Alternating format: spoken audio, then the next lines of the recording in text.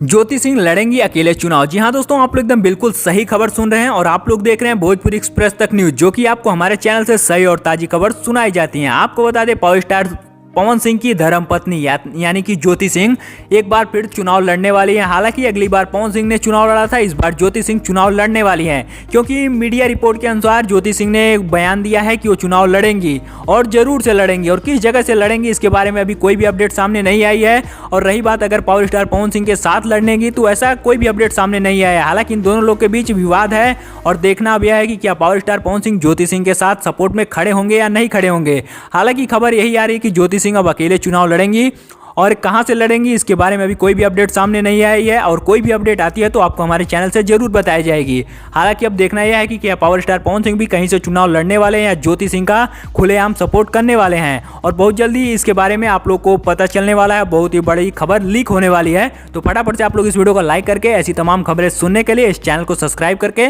Bell notification call पर जरूर से सेट कर लीजिएगा, क्योंकि भोजपुर से रिलेटेड तमाम खबरें आपको हमारे चैनल से बताई और दिखाई जाती हैं।